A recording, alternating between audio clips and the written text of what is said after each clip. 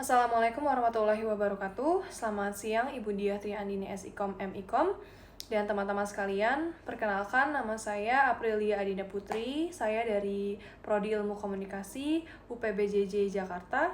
Hari ini saya akan mempresentasikan proposal perencanaan program komunikasi yang berjudul Mindcare Campus, program edukasi kesehatan mental melalui media sosial bagi mahasiswa. Program ini dilatar belakangi oleh semakin meningkatnya perhatian terhadap isu kesehatan mental di kalangan mahasiswa.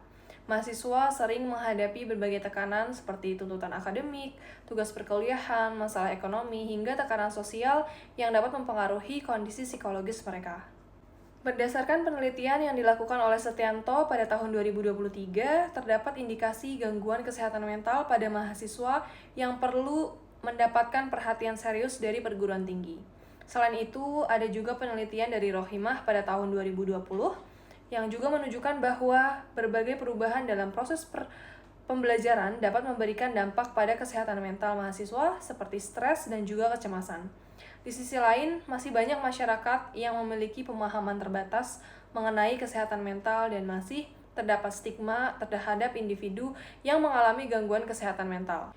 Oleh karena itu, diperlukan sebuah program komunikasi yang dapat meningkatkan pengetahuan, kesadaran, dan kepedulian mahasiswa terhadap kesehatan mentalnya. Berdasarkan analisis SWOT yang dilakukan, program ini memiliki beberapa kekuatan, yaitu media sosial yang mudah diakses oleh mahasiswa, biaya kampanye yang relatif rendah, serta kemampuan menyampaikan pesan secara cepat dan interaktif.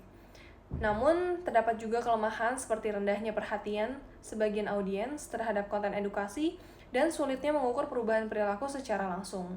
Sementara itu, peluang program ini cukup besar karena kesadaran masyarakat mengenai kesehatan mental terus meningkat dan penggunaan media sosial di kalangan mahasiswa juga sangat tinggi.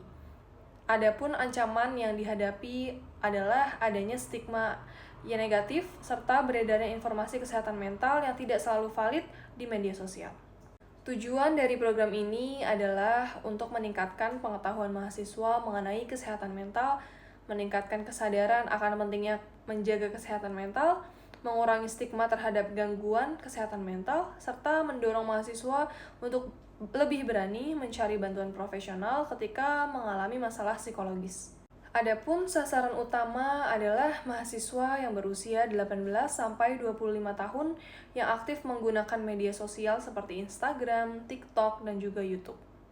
Kelompok ini dipilih karena mereka merupakan pengguna media digital terbesar sekaligus kelompok yang rentan mengalami tekanan akademik dan sosial.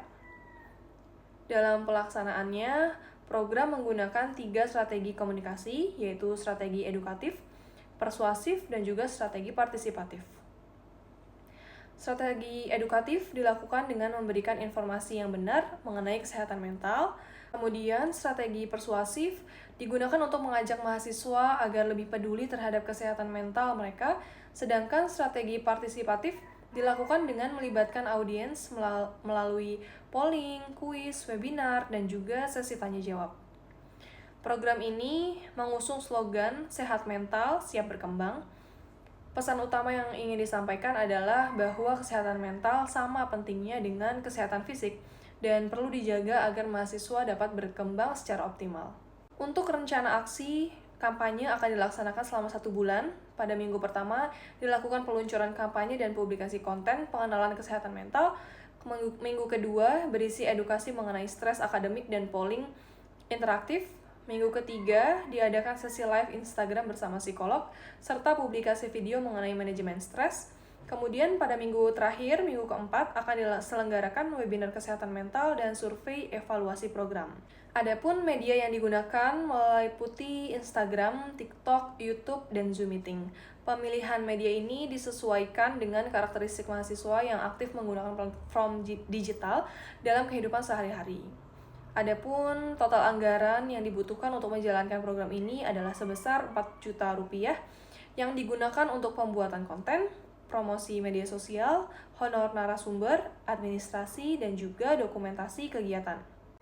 Keberhasilan program akan dievaluasi melalui beberapa indikator seperti jumlah jangkauan audiens, tingkat engagement media sosial, jumlah peserta webinar, serta peningkatan pemahaman peserta melalui hasil pretest dan juga post-test.